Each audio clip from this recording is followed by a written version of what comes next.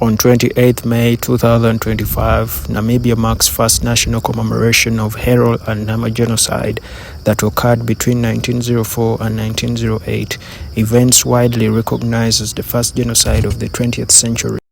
Historians also believe it to be Germany's forgotten genocide that saw the systematic murder of more than 70,000 Herero and Nama.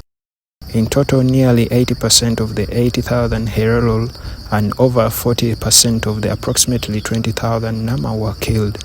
Before that, they used to torture and carry out pseudoscientific experiments on the people of Southwest Africa, which later became Namibia.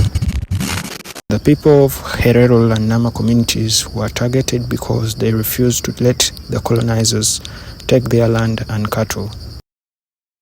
During that time of cynicism, there were pre-printed death certificates saying death by exhaustion, waiting for those people to die because they knew they would die of the tough living conditions in the concentration camps. More than 100,000 Ovaherero and Nama people were brutally massacred by the German colonial government under the policy of extermination and genocide.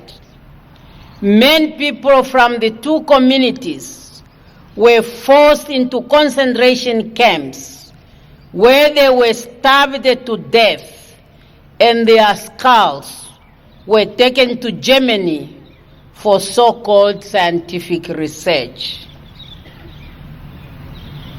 These activities has not really only affected the targeted community, but the scars, we are all feeling them today. For example, up to now, with our large territory, Namibia has one of the lowest population. Definitely, what do you expect when during that time we lost so many of our citizens? It will take us years to recover.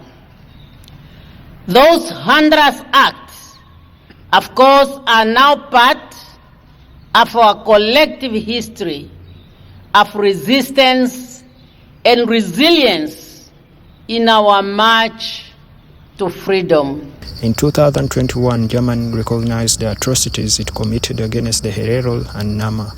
Namibia has pressured Germany to pay reparations with an apology for the atrocities they committed. We do not talk about reparations. We do not use the term reparations in our official communication with Namibia for the very simple fact that reparations is a legal term and has very specific legal implications. And as I said before, do not start from the basis that this is a legal case, but more a moral and historic obligation, we cannot talk about reparations. The German government formally recognized the killings as genocide and pledged more than €1 billion in development aid over 30 years, a move some critics called patronizing. In 2024, Namibia criticized Germany after it offered to come to Israel's defense to stop it from answering a case for crimes of genocide in Gaza at the UN's top International Court of Justice. The newly established Genocide Remembrance Day, now a public holiday, was observed in the gardens of Parliament near the historic Alete Feste, a former German fort and one of the sites of the massacre. It was not until 2018 that Berlin returned the remains of victims to Namibia. The ground by Proclamation number 19 of 2024, the 28th of May, was declared a day of remembrance of genocide and a public holiday.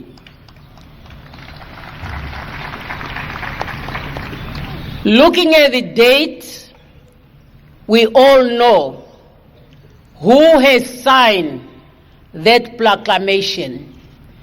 And I'm very happy that I'm making this announcement in the presence of our fourth president, Dr. Nangolo Mbumba, who on that day he signed that proclamation declaring 28th of May a Remembrance Day of Genocide and a public holiday. Thank you very much, Comrade President, our fourth President. We are therefore here for the first time as a nation to remind ourselves of the dark days of 1904-1908. Genocide Remembrance Day, which is a public holiday, should be a powerful reminder about our shared resolve to continue on the path of nation building, reconciliation, and healing of the wounds of the past.